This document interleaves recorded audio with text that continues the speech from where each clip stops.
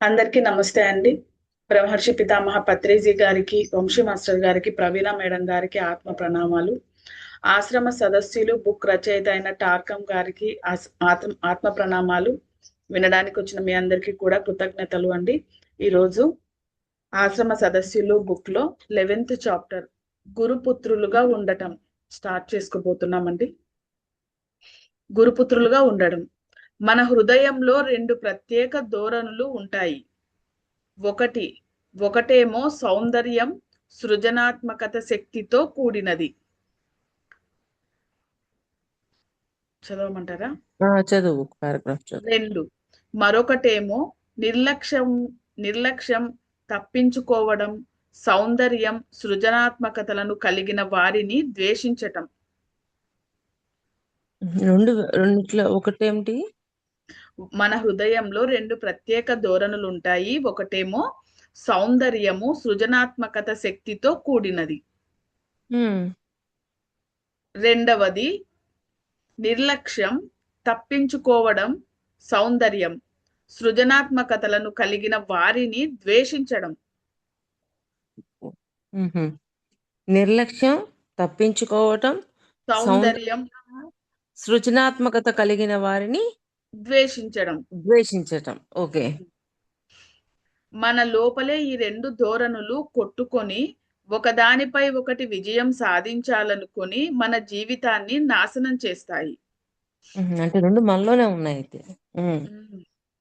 మీరు అహం, అతిశయాల వేర్పాటు నుంచి కొంత విడిపడితే మొదటి ధోరణిని అనుసరించవచ్చు. అహంలోకి, వేర్పాటు ధోరణిలోకి వెళ్ళకపోతే సౌందర్యం, సృజనాత్మకతలోకి వెళ్ళొచ్చు.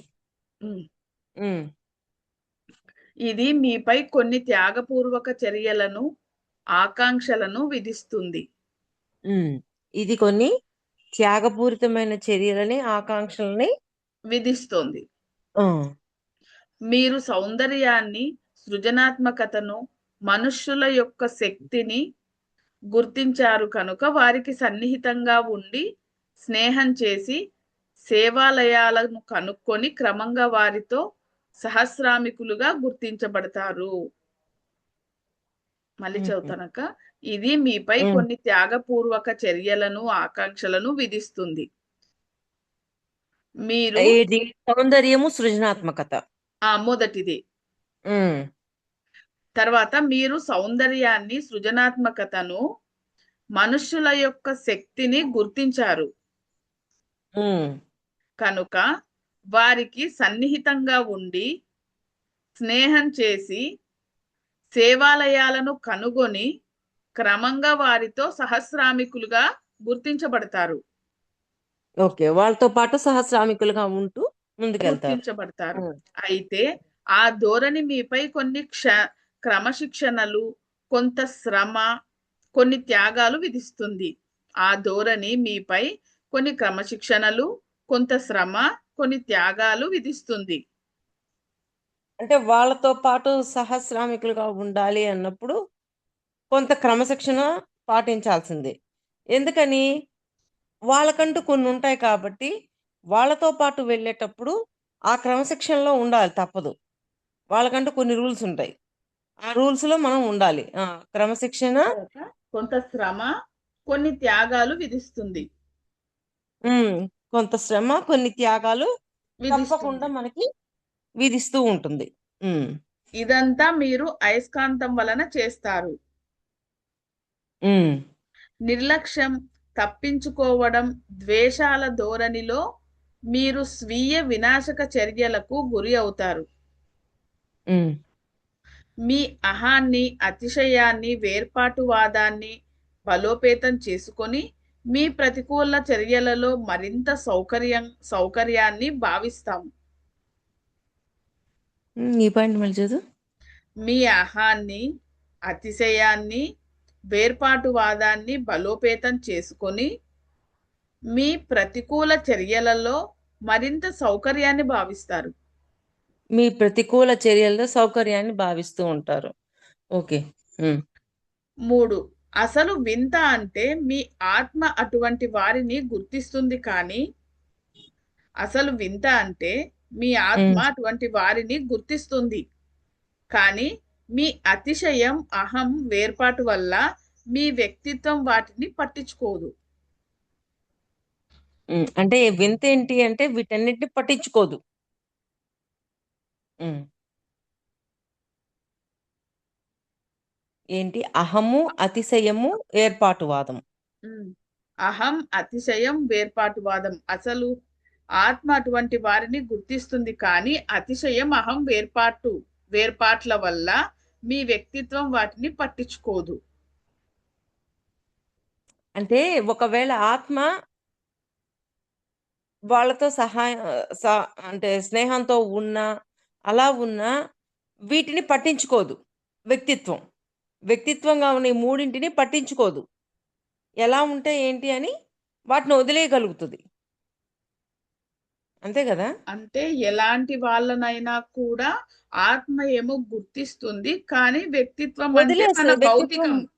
భౌతికం భౌతికం కదక్క. వదిలేస్తుంది. వ్యక్తిత్వం పట్టించుకోదు అంటున్నారక్క. వింతగుందక్క పేపర్ ఇది. ఆ 2 లైన్స్ మళ్ళీ చదువు. నిర్లక్ష్యం, తప్పించుకోవడం, ద్వేషాల ధోరణిలో మీ స్వీయ వినాశక చర్యలకు మీరు గురి అవుతారు. ఓకే. మీ అహాన్ని, అతిశయాన్ని, వేర్పాటువాదాన్ని బలోపేతం చేసుకొని మీ ప్రతికూల చర్యలలో మరింత సౌకర్యాన్ని భావిస్తారు. అంటే ప్రతికూల చర్యలలో సౌకర్యం కనిపిస్తుంటది. ఎందుకని? అహం, వేర్పాటువాదం ఇవన్నీ ఉన్నాయి కాబట్టి. ఉమ్, అనుకూల చర్యలలో కాదు, ప్రతికూల కాదు. చర్యలలో. అంటే అవును. ఏంది? ఎదుటివాడిని ద్వేషించటం, వ్యతిరేకించటం వీటిల్లో అనుకూలంగా అంటే వాటిలో బాగున్నట్లు అనిపిస్తూ ఉంటది. ఎందుకని? వాళ్ళలో అహము, వేర్పాటువాదము ఈ 2 ఉన్నాయి కాబట్టి. చెడ్డ వాళ్లకు చెడ్డ పనులు చెయ్యడమే ఒక ఆ! మంచి ఉత్సాహం ఉన్నట్లు అని అనుకోవచ్చు అంతే. కదక్క. అంతే అమ్మా. అంటే దాంట్లో కూడా వాళ్ళకు ఆ ఒక ఒక అది చెప్పడానికి రావట్లేదక్క. సరే అక్క. మూడోది, అసలు వింత అంటే మీ ఆత్మ అటువంటి వారిని గుర్తిస్తుంది, కానీ ఉమ్. మీ అతిశయం అహం వేర్పాట్ల వల్ల మీ వ్యక్తిత్వం వాటిని పట్టించుకోదు. అంటే ఆత్మ గుర్తిస్తది. ఇస్తుంది. కానీ మన అతిశయము, వ్యక్తిత్వం వేర్పాటు కాదు కాదు. మన వ్యక్తిత్వము ఇట్లాంటి అహం, అతిశయం అట్లాంటివి ఉన్నాయి కాబట్టి అవి పట్టించుకోదని అక్క. ఆత్మ అయితే ఇవి ఇట్లాంటివి ఇవి మంచివి కాదు అని గుర్తించిన అది చెప్పదు, వ్యక్తం చెయ్యదు. వ్యక్తిత్వం వ్యక్తిత్వం మాత్రం వాటిని పట్టించుకోదు. ఆ అరే ఆ, నీలో ఇవి ఉన్నాయి మార్చుకోమని చెప్తుంది ఉమ్, ఆత్మ. కానీ ఉమ్, వ్యక్తిత్వం మాత్రం వాటిని పట్టించుకోదు అని అక్కడ అర్థం. ఆ, అంతే అక్క. మన ఆ, ఆత్మ ఉమ్, మనకు చూపిస్తుంది. అరే ఉమ్, నీలో ఇలా ఈ ఉన్నాయి, అహం ఉంది, వేర్పాటువాదం ఉంది, ఇవన్నీ ఉన్నాయి అని చూపిస్తుంది. కానీ వ్యక్తిత్వం ఏం చేస్తుంది? వాటి గురించి పట్టించుకోకుండా పక్కన పడేస్తుంది. కానీ ఉమ్, వ్యక్తిత్వంగా ఆత్మ చూపించిన వాటిని వ్యక్తిగా మనము మార్చుకుంటూ ఉంటే ఇంకా ఉన్నతంగా ఎదుగుతాం. అవునక్క. ఆత్మ మనలో ఉన్న లోపాలను చూపించినప్పుడు వాటిని మార్చుకుంటే ఎదుగుతాం, లేకపోతే ఎదగలేం. అది. ఆ విధంగా మీ లోపల గాఢ సందిగ్ధత ఏర్పడి మీ ఆలోచనలలో స్పష్టతను, పవిత్రతను కోల్పోయి మీరు తిరోగమనంలోకి జారిపోతారు. ఉమ్. ఎప్పటికప్పుడు ఆత్మ హెచ్చరిస్తున్నా మనం దాన్ని పట్టించుకోకుండా మన ధోరణిలో మనం ఉంటే మనం దిగజారిపోతాం అనమాట కదక్క. అంటే అందుకే లోపాలనే వెతుక్కోండి, లోపల ఉన్న లోపాలను మార్చాలి. సద్గుణాలని ఉన్నాయి, దుర్గుణాలని మార్చుకోవడమే మన పని. అందుకని అవి కనిపెట్టాలా. ఆల్రెడీ మంచి గుణాలు ఉన్నప్పుడు వాటిని కనిపెట్టేది ఏముంది? ఏం అవునక్క. అది. సౌందర్యం, సృజనాత్మకత శక్తి కలిగిన అభివృద్ధి చెందిన వ్యక్తులు ప్రతికూలతతో ముడుచుకొని ఉండే వారిపై గట్టి ఒత్తిడి తెస్తారు. ఉమ్. సౌందర్యం, సృజనాత్మకత శక్తి కలిగిన అభివృద్ధి చెందిన వ్యక్తులు ప్రతికూలతతో ముడుచుకొని ఉండే వారిపై గట్టి ఒత్తిడి తెస్తారు. సౌందర్యం వారి పరిమితులను బయటకు తెస్తే, సృజనాత్మకత వారిలో స్పృహ కలిగించి శక్తి, గాఢ భయాన్ని మేల్కొల్పుతుంది. అంటే ఎదుట వారిలో ఇవి మార్పులు తీసుకొస్తుంది అని. మనలో సౌందర్యం, సృజనాత్మకత ఎదుట వారిలో ఆ ప్రతికూలత కాకుండా అనుకూలతను తీసుకొనొచ్చి వాళ్ళని బయటికి తీసుకొస్తది. వాళ్ళలో ధైర్యాన్ని ఇవ్వటం అన్నిటిని చేస్తూ ఉంటది. అది. ఓకే. సౌందర్యం, సృజనాత్మకత కలిగిన వ్యక్తుల ధోరణి వారిని మరింత ఉన్నత విలువలు గుర్తించే విధంగా చెయ్యటంతో వారు మాస్టర్‌లవుతారు. వాళ్ళు ఇంకా మాస్టర్‌లవుతారు. మాస్టర్స్ అవుతారు. కానీ హ్మ్. ఇక్కడ ఎదుటి వారిలో కాదు, సారీ, మనలో సౌందర్యం, సృజనాత్మకత ఉన్నప్పుడు మనలో అనుకూల పరిస్థితులు ఏర్పడి మనం ఎదగటానికి ముందుకెళ్తాం. ముందు ఏమో ప్రతికూల పరిస్థితులతోటి తిరోగమనంలోకెళ్తాం. వెళ్తాము. ఇక్కడ సౌందర్యము, సృజన సృజనాత్మకతతోటి అనుకూల పరిస్థితులతోటి పురోగమనంలోకెళ్తాం. ఎదుగుతాం. అది. అయస్కాంత నియంత్రిత వల్ల ఈ ధోరణి సృష్టించబడుతుంది. హ్మ్. సౌందర్యం సౌందర్యాన్ని ఆకర్షిస్తుంది. సృజనాత్మకత సృజనాత్మకతను ఆకర్షిస్తుంది. శక్తిని ఆకర్షిస్తుంది. అంతే. సౌందర్యం సౌందర్యాన్ని, సృజనాత్మకత సృజనాత్మకతను సృజనాత్మకతను, శక్తి శక్తిని హ్మ్. ఆకర్షిస్తుంది. ఆకర్షిస్తూ ఉంటది. హ్మ్. నీలో సౌందర్య సృజనాత్మకత శక్తి బీజాలు ఉంటే మీరు గత కర్మను బానిసలు కానీ కారు. గత కర్మకు హ్మ్. బద్దులు కానీ బానిసలు కానీ కారు. అంటే సౌందర్యము, శక్ సృజనాత్మకత, శక్తి శక్తి ఈ 3 బీజాలు. ఉన్నప్పుడు, ఈ శక్తి బీజాలున్నప్పుడు గతం యొక్క కర్మ కర్మకు మనం కర్మకు బద్దులుగా కానీ, బానిసలుగా కానీ ఉండము. అంటే గత కర్మ చూసి కొంతమంది భయపడిపోతుంటారు. అమ్మో! నేను ఇట్లున్నాను, అట్లున్నానని ఫీల్ అవుతూ ఉంటారు. అంటే దానికి బద్దులైపోతున్నారు. దానికి అతక్కపోతున్నారు. అమ్మో! నేను అట్లాంటి దాన్నా అని. అట్లాంటిది అవ్వరు అని చెప్తున్నారు. ఎందుకని? సౌందర్యము, సృజనాత్మకత, శక్తి బీజాలున్న వాళ్ళకి. సౌందర్యము అంటే ఆల్రెడీ ఈ జన్మలో సద్గుణాలతో ఉండి సౌందర్యంతో ఉన్నారు. సృజనాత్మకత అంటే కొత్త కొత్త వాటిని తెలుసుకోవటం, ఇంకా ఎక్కువ జ్ఞానాన్ని తెలుసుకుంటూ ఉండటం. ఇది సృజనాత్మకతలో ఉన్నారు. ఆల్రెడీ శక్తి ఉంది. ఏంది? ధ్యానం, సాధన చేసిన శక్తి ఉన్నాయి. ఈ 3 బీజాలు ఉన్నవాళ్ళు గతం యొక్క కర్మకి బద్దులు కాకుండా వాళ్ళని వాళ్ళు కాపాడుకుంటారు. అంటే కొంతమంది సౌందర్య బాగా డల్ అయిపోతారు. అవును. ఇన్ఫీరియారిటీలోకెళ్ళిపోతారు. మేము అట్లాంటోళ్ళమా? అసలు మేము ఇంక ఈ కర్మలు చూసుకోము అని చెప్పి అంటారు. నాకు మొన్న పాయింట్ చదివేటప్పుడు టార్కం గారు గతం గురించి తెలుసుకోవద్దు, గతం వద్దు అన్నారు. ఇదేంటి గతం వద్దు అన్నారు అని అనుకున్నా. కానీ ఇప్పుడు క్లారిటీ ఇచ్చారాయన మళ్ళీ. ఏమని? సౌందర్యము, సృజనాత్మకత, శక్తి బీజాలు ఉన్నవాళ్ళు గతాన్ని చూసినా కానీ ఇన్ఫీరియారిటీలోకి వెళ్ళకుండా దాన్ని మార్చుకోవాలనే ప్రయత్నంలో ఉంటారు. ఏంటి? గతం గతం చేస్తున్న దుష్కర్మల్ని సత్కర్మలుగా మారుస్తూ, ప్రేమతో గతాన్ని మారుస్తూ ముందుకెళ్తారు. నాకిక్కడ క్లారిటీ వచ్చింది. ఆయనేంది అట్ట జెప్పారు, మనమేమో అదే ఫాలో అవుతున్నాం గదా! ఏంటి అని క్వెషన్ ఉంది లోపల. హ్మ్. క్లారిటీ ఇచ్చారాయన. సౌందర్య సృజనాత్మక నిధులతో ఆకర్షింపబడతారు. హ్మ్. కొంతమంది వ్యక్తులు ధనవంతులు, విజయం సాధించేవారు, ప్రముఖులను ద్వేషిస్తారు. కొంతమంది వ్యక్తులు ధనవంతులు, విజయం సాధించేవారు, ప్రముఖులను ద్వేషిస్తారు. అంటే వారు తమలోని సౌందర్యం, ఉల్లాసం, పవిత్రతలను ద్వేషిస్తున్నారు అని అర్థం అట. అంటే ఎదుటివాడిలో నువ్వు ద్వేషిస్తున్నావు అంటే నీలో ఉన్న వాటిని గూడా నువ్వు ద్వేషిస్తున్నావని. ఓకే అక్క. దానికి హ్మ్. కారణం వారి గత నేరాలు, వినాశక ప్రతికూల చర్యలు అవన్నీ కలిపి వారు తమంటే ఉన్నతమైన వారిని గుర్తించలేని నిరోధులుగా మారతాయి. ఎందుకంటే వాళ్ళలో గూడా అదే ఉంది గదా! హ్మ్. అందువల్ల వాళ్ళలో అది గుర్తిస్తారే తప్ప, వాళ్ళలో ఉన్న ఉన్నతత్వాన్ని గుర్తించలేరు. హ్మ్.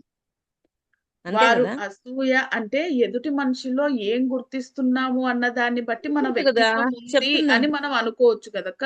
అంతే. ప్రతి ఒక్కరిలోనూ దివ్యత్వాన్ని చూడండి అని కొట్టుకునేది అదే గదా! హ్మ్. ప్రతి ఒక్కరిలో దివ్యత్వాన్ని చూడండి. ఒకవేళ లోపం కనిపించినా కానీ, అక్కడ ఆ లోపం కనిపించినా కానీ, మనలో ఏమన్నా ఆ లోపం ఉందేమో చెక్ చేసుకోండి. ముందు దివ్యత్వాన్ని చూడండి. ఆ దివ్యత్వం మనలో ఉందా లేదా అని చెక్ చేసి, అది మనలో ఉండాలని మనం బీజాలేసేసుకుంటూ ఉండాల. అలా ప్రతి ఒక్కరిని మనం కలవగలగాల. ప్రతి ఒక్కరిలో దివ్యత్వాన్ని చూడాలా.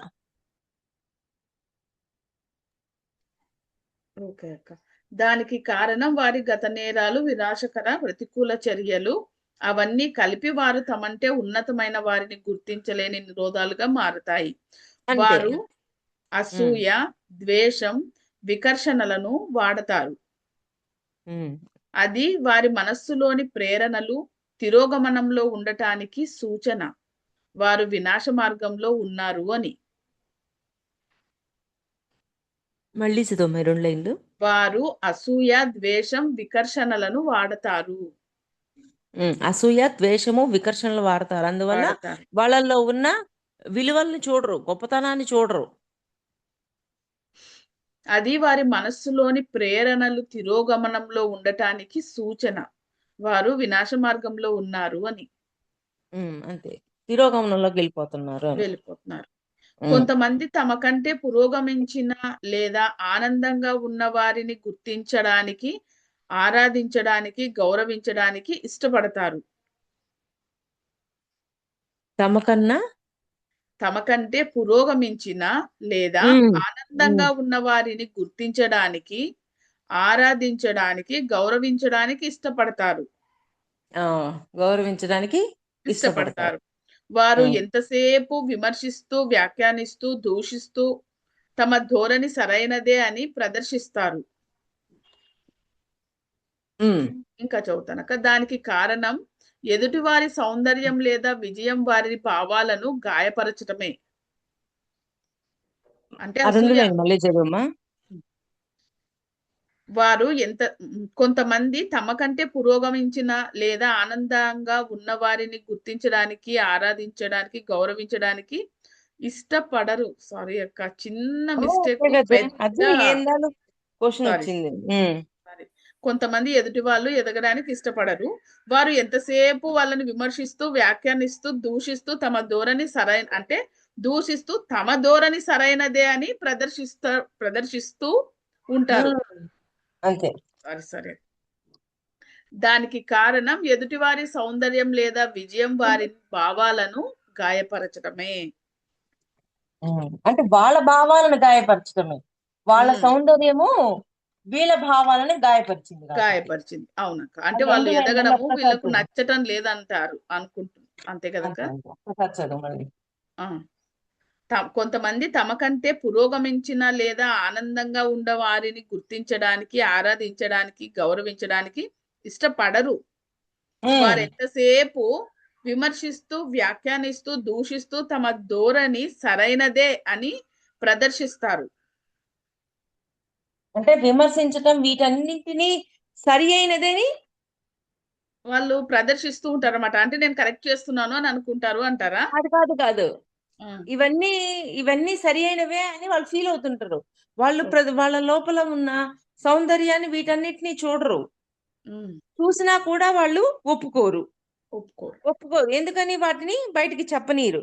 నీకేముంది, నీకేం లేదు అన్నట్టు ఎప్పుడు విమర్శించే ధోరణిలోనే ఉంటారు వాళ్ళు. దానికి కారణం ఎదుటివారి సౌందర్యం లేదా విజయం వారి భావాలను గాయపరచటమే. ఎదుటివారి సౌందర్యం లేదా విజయం వారి భావాలను గాయపరచటమే. వాళ్ళ విజయాలు వీళ్ళని గాయపరుస్తూ ఉంటాయి. అందుకని గతంలో విలువలకు లేదా ఆధ్యాత్మిక విషయాలకు వ్యతిరేకంగా ప్రవర్తించి ఉంటారు కనుక ఎదుటి వారిలో విలువలు గుర్తించడం వారికి కష్టంగా ఉంటుంది. గతంలో ఇంకొకసారి అక్క. విజయాలు గాయపరచడమే వరకే కదా, వారికి విలువలు ఉండవు. గతంలో విలువలకు లేదా ఆధ్యాత్మిక నియమాలకు వ్యతిరేకంగా ప్రవర్తించి ఉంటారు కనుక ఎదుటి వారిలో విలువలు గుర్తించటం వారికి కష్టంగా ఉంటుంది. అంటే వాళ్ళల్లో లేవు కాబట్టి ఆ విలువలు ఎదుటి వారిలో గుర్తించలేకపోతున్నారు. అందుకే వాళ్ళకి కష్టంగా ఉంటుంది అనమాట మెచ్చుకోవడం. చాలా మందికి రాదంటారు కదా. చాలా కష్టం, వాళ్ళు మెచ్చుకోలేరు. అదే. సౌందర్యం, అభివృద్ధి, విజయాలు, స్థాయిలు వంటివి. సౌందర్యం, అభివృద్ధి, విజయాలు, స్థాయిలు వంటివి. ఆ తిరోగమనంలో ఉన్న వారికి ఎంతో శక్తివంతమైనవి. అది ఆ తిరోగమనంలో ఉన్నవారు ఈ విజయ పదంలోకి వారిని ఎలాగైనా తమ స్థాయికి దిగజార్చాలని నేరాలు, వంచన, దూషణ చేస్తారు. చరిత్రలో ఇదే మనం చూసాం కదా. తిరోగమనంలో ఉన్నవారు తాము విస్తరిస్తూ తమ దివ్యత్వాన్ని వాస్తవీకరించే వ్యక్తులు ప్రతిబింబాలను తమలో నిలిపి ఉంచుకోలేరు. తిరోగమనంలో ఉన్నవారు తాము విస్తరిస్తూ తమ దివ్యత్వాన్ని వాస్తవీకరించే వ్యక్తుల ప్రతిబింబాలను తమలో నిలిపి ఉంచుకోలేరు. మళ్ళీ ఒకసారి చదవనాక. సౌందర్యం, అభివృద్ధి, విజయాలు, స్థాయిల వంటివి. ఇవన్నీ స్థాయిలను తెలియజేస్తాయి. ఆ తిరోగమనంలో ఉన్నవారు ఎంతో శక్తివంత ఆ తిరోగమనంలో ఉన్నవారికి ఎంతో శక్తివంతమైనవి. అదేందక్క? ఆ తిరోగమనంలో ఉన్నవారు ఈ విజయ పదంలో వారిని ఎలాగైనా తమ స్థాయికి దిగజార్చాలని నేరాలు, వంచనలు, దూషణలు చేస్తారు. అంతే కదా. తిరోగమనంలో ఉన్న వాళ్ళు ఒకవేళ పక్కన గొప్ప వాళ్ళు ఉన్నారు, ఇంకా ఉన్నతంగా ఉన్న వాళ్ళని చూసి కిందకి దిగజార్చాలని చూస్తారు వాళ్ళు. అవునక్క, అవును. వాళ్ళని దూషణ చేస్తుంటారు. అవును, వాళ్ళు అట్లాంటి వాళ్ళు ఇట్లాంటి వాళ్ళని దూషణ చేస్తూ ఉంటారు. చరిత్రలో ఇదే మనం చూసాము. తిరోగమనంలో ఉన్నవారు తాము విస్తరిస్తూ తమ దివ్యత్వాన్ని వాస్తవీకరించే వ్యక్తుల ప్రతిబింబాలను తమలో నిలిపి ఉంచుకోలేరు. మనలో ఈ రెండు ధోరణులు ఉంటాయి. ముడుచుకుపోయే ధోరణి నాశనానికి సంకేతం. పరిణామ ధోరణి పునరావృత్తికి సంకేతం. ఈ రెండు ధోరణులు ఉంటాయి మనలో. ముడుచుకునే ధోరణి అనేది గతంలో మీరు అనేక నేరాలు చేసి ఉండటానికి వాటి వల్ల సృష్టించబడిన కర్మ. అంటే గతంలో చేసిన ఎందుకు ముడుచుకుపోతున్నాం? ఆ కర్మల యొక్క ఫలితం వల్ల ముడుచుకుపోతున్నాం. అందుకే ఆయన చెప్తున్నారు కదా ముందు లైన్లో, అలా ఉండకూడదు అంటే సౌందర్యం, సృజనాత్మకత, శక్తి అనే బీజాలు ఇవి స్ట్రాంగ్ గా ఉంటే వాటికి ముడుచుకుపోవటం ఇవన్నీ చెయ్యకుండా వాటిని మార్చుకోవడానికి ప్రయత్నం చేస్తాం. అది ముందు పాయింట్ లో కనెక్ట్ అయింది కదా ఇది. అవునక్క. మీరు ఇతరులలోని విలువలను అభినందించి గౌరవించకుండా చేస్తోంది అనడానికి సంకేతం. అంటే ఇతరుల్లో ఉన్న విలువలను గుర్తించి గౌరవించాలి కదా, వాటిని గుర్తించి గౌరవించలేకపోతున్నారు. అది మీరు విలువలు పొందేదాకా అదే సంభవిస్తుంది. అభినందించగలగటం అనేది ప్రకృతి ఇచ్చిన గొప్ప వరం. సౌందర్యం, సేవల పట్ల మనకు గల ఆకాంక్షలను బట్టి మనకు ఆ వరం సౌందర్య వ్యక్తీకరణ. అభినందన అనేది మీకు మీ సౌర దేవదూత లేదా మాస్టర్ కు మధ్య వారధి. అభినందన అనేది మీకు మీ సౌర దేవదూత లేదా మాస్టర్ కు మధ్య వారధి. అంటే మధ్యలో వారధిగా ఉంది అభినందన అంటే అప్రిసియేషన్. ఒకసారి ఆ బంధం ఏర్పడితే మీరు పరిణామపు చాపంపై ఉండి అందరిలోనూ పరిణామ పదానికి దోహదం చేసే సామర్థ్యాలను గుర్తిస్తారు. అంటే ఏమవుతుంది, ఎప్పుడైతే వాళ్ళని అప్రిషియేట్ చేస్తూ ఉంటామో మనము పరిణామ క్రమంలోకి ముందుకు వెళ్ళిపోతూ ఉంటాం. ఆ పరిణామం ఎలా వచ్చింది? వాళ్ళల్లో ఉన్న ఉన్నతత్వాన్ని గుర్తించడం ద్వారా వచ్చింది. ఇదేం చేసింది, మనకి మాస్టర్స్ కి మధ్య వారధిలాగా ఉంది ఈ అప్రిసియేషన్ అనేది. ఈ మార్గంలో మీకంటే పరిణామం చెందిన వారందరూ మీకు వరాలని మీరు గుర్తిస్తారు. వరాలు అని గుర్తిస్తాం మనం. మళ్ళీ చదవాలి.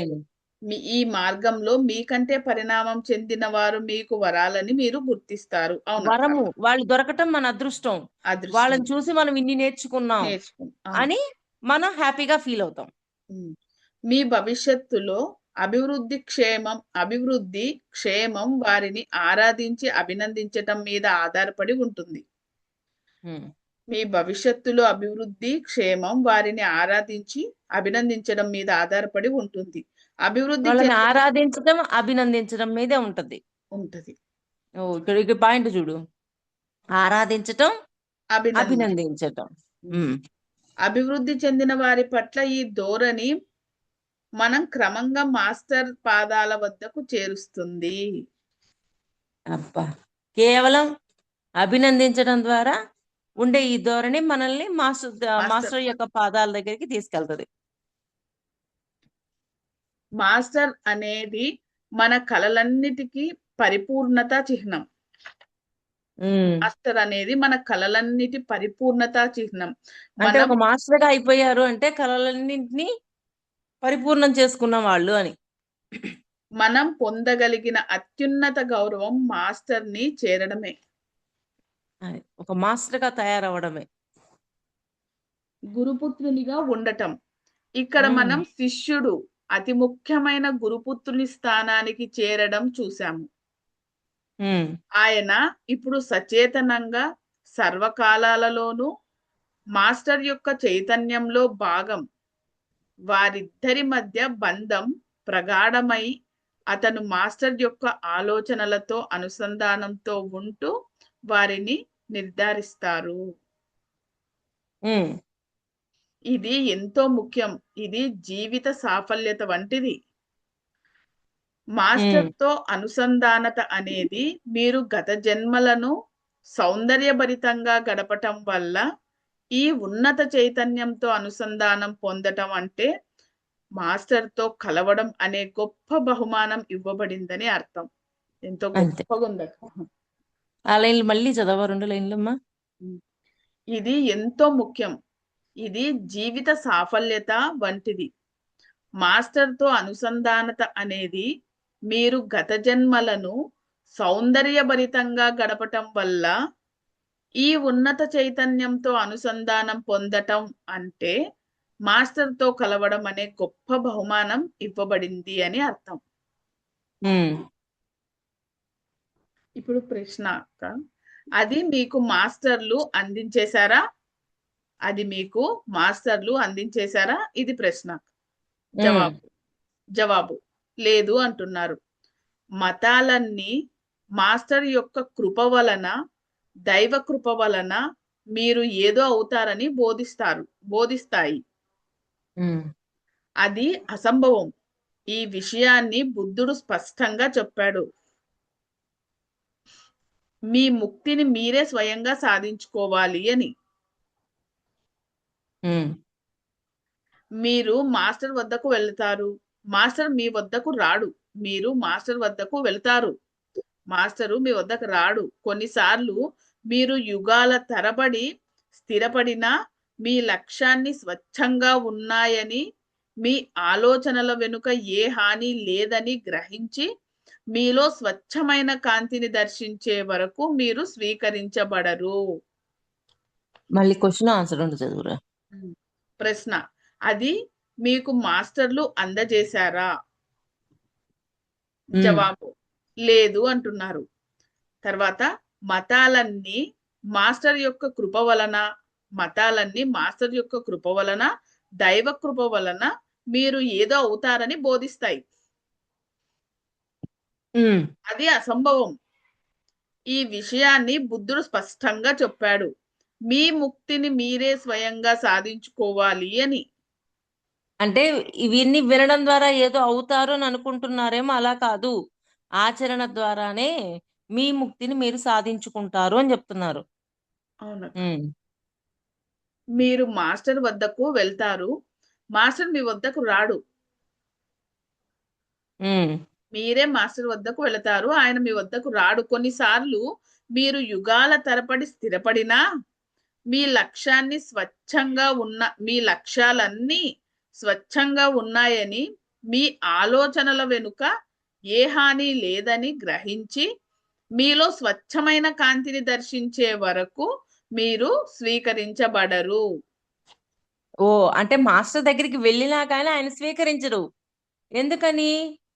మన లోపల ఉండే ప్యూరిటీని బట్టి వాళ్ళు మనల్ని స్వీకరిస్తారు. రెండవ విషయం ఏమిటంటే ఆయన మిమ్మల్ని నిజంగా విశ్వసించవచ్చు అని భావించాలి. ఎందుకంటే ఆయన నిధులన్నింటి తాళాలు మీకు ఇవ్వబోతాడు కనుక. ఆయన నిధులన్నింటి తాళాలు మీకు ఇవ్వబోతాడు కనుక ఆయన మిమ్మల్ని తన ఆరాలోకి, తన మనస్సులోకి, తన ప్రణాళికలోకి క్రమంగా తన శక్తి కేంద్రాలలోకి ప్రవేశించనిస్తున్నారు. మళ్ళీ మళ్ళీ చూడు, ఒక మాస్టర్ ఎలాగా మనల్ని వారి లోపలికి ప్రవేశపడేటట్లుగా చేస్తారు, ప్రవేశించేటట్టు చేస్తారు అంటే చెప్పు మళ్ళీ ఒకటి. రెండవ విషయం ఏమిటంటే ఆయన మిమ్మల్ని నిజంగా విశ్వసించవచ్చు అని భావించాలి. ఆయన భావించాలి అక్క మనల్ని నేను వీణ్ణి విశ్వసించవచ్చు, ఇంకా ఏం డోకా లేదు అని ఆయన అనుకోవాలి. ఎందుకంటే ఆయన నిధులన్నింటి తాళాలు మీకు ఇవ్వబోతున్నాడు కనుక ఆయన మిమ్మల్ని తన ఆరాలోకి, తన మనస్సులోకి, తన ప్రణాళికలోకి క్రమంగా తన శక్తి క్షేత్రాలన్నిటిలోకి ప్రవేశనిస్తున్నాడు. అన్నిట్లోకి ప్రవేశించేటట్లు చేస్తున్నాడు ఆయన. అది మీరు గనుక నమ్మదగిన వారు కాకపోతే ఆయన తన సొంత జీవితాన్ని నాశనం చేసుకుంటాడు. అంటే ఆయన నమ్మి తీసుకెళ్ళినా కానీ విశ్వాసంతో మనం నమ్మదగిన వాళ్ళని కానప్పుడు ఆయన కోల్పోతాడు కదా. దీనిని మనం క్రైస్తవంలో అందుకే సార్ ఎప్పుడు సార్ అంటే అంటుంటారు, అంచె నిష్ఠూరం కంటే కూడా ఆది నిష్ఠూరమే మేలు అంటుంటారు. వచ్చిన వాళ్ళు ఎలా ఉన్నారని అర్థమైపోయినప్పుడు మనం జాగ్రత్త పడచ్చు. ముందు బాగున్నారు, తర్వాత ఎప్పుడు దెబ్బతీసేప్పుడు కష్టం. అందుకనే అంచె నిష్ఠూరం కంటే ఆది నిష్ఠూరమే మేలు అంటుంటారు సార్ ఎప్పుడన్నా. అంటే వాళ్ళు మంచి వాళ్ళు అని మనకు ముందులోనే తెలియడం కష్టమే అవుతుంది కదక్క. అందుకే వాళ్ళది తెలిసిపోతేనే మంచిది అంటారు ఆయన. దీనిని మనం క్రైస్తవంలోను, బౌద్ధంలోను ఈ ప్రభువుల ప్రియ శిష్యులు జాన్ ఆనందులలో చూడవచ్చు. జాన్ కు వ్యతిరేకంగా గెలిచిన ఒక యూదుడు ఆనందునికి వ్యతిరేకంగా నిలిచిన దేవదత్తుణ్ణి చూడవచ్చు. మళ్ళీ చదువు. దీనిని మనం క్రైస్తవంలోను, బౌద్ధంలోను ఆ ప్రభువుల ప్రియ శిష్యులు జాన్ ఆనందులతో చూడవచ్చు. అంటే ప్రియ శిష్యులు వాళ్ళ ఆరా, వాళ్ళ మనస్సు, వాళ్ళ ప్రణాళిక మొత్తం అయిపోయారు వాళ్ళు. ఆనందుడు ఏమో బుద్ధునికి, క్రైస్తవులలో ఏమో జాను. వీళ్ళు అంత దగ్గర అయిపోయారు మాస్టర్ కి. అవును. జాన్ కు వ్యతిరేకంగా గెలిచిన ఒక యూదుడు ఆనందునికి వ్యతిరేకంగా నిలిచిన దేవదత్తుని చూడవచ్చు. జాన్ కు వ్యతిరేకంగా నిలిచిన దేవదత్తుడిని చూడవచ్చు. అబ్బాయి దేవదత్ మళ్ళీ చదువు. జాన్ కు వ్యతిరేకంగా గెలిచిన ఒక యూదుడు యూదుడు అంటే జాన్ ఏమో మాస్టర్ యొక్క ఆరా ప్రణాళిక మొత్తంలోకి వెళ్ళిపోయాడు, యూదుడు మాత్రం వెళ్ళలేకపోయాడు. అంటే ఒకరు గురువు మాస్టర్ గా ఒక ఆరాలోకి వెళ్ళిపోయిన వాళ్ళు, ఒకరు వెళ్ళలేని వాళ్ళు అని.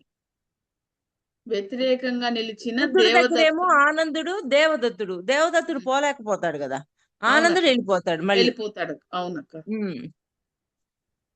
జాన్ ఆనందులు విశ్వాసం, అంకితత్వం ఆధారాలతో తమ మాస్టర్లతో సన్నిహిత సంకేతాలు, వారు పరిపూర్ణత మార్గాలలో ఉన్నారు వాళ్ళిద్దరు.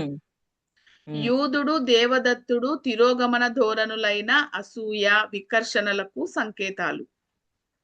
అది వికర్షణలకు సంకేతాలు, వాళ్ళిద్దరు ఆకర్షణకు సంకేతాలు. వినాశక మార్గంలో ఉన్నవారు వీరు కూడా గురుపుత్రులై ఉండవచ్చు, కానీ వారు తిరోగమన వినాశ మార్గంను ఎంచుకున్నారు.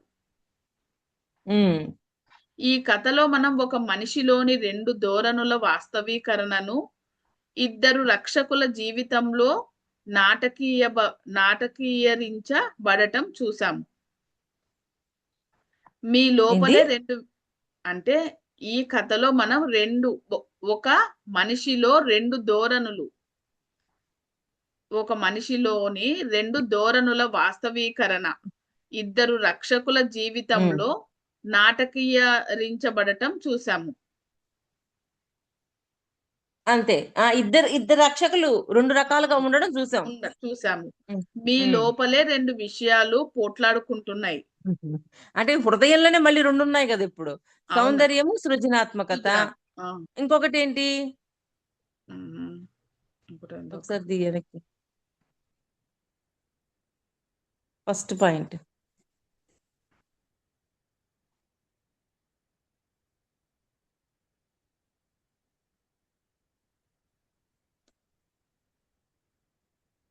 శక్తి అక్క, శక్తి అక్క, శక్తి, సౌందర్యం, సృజనాత్మకత, శక్తి కదక్క.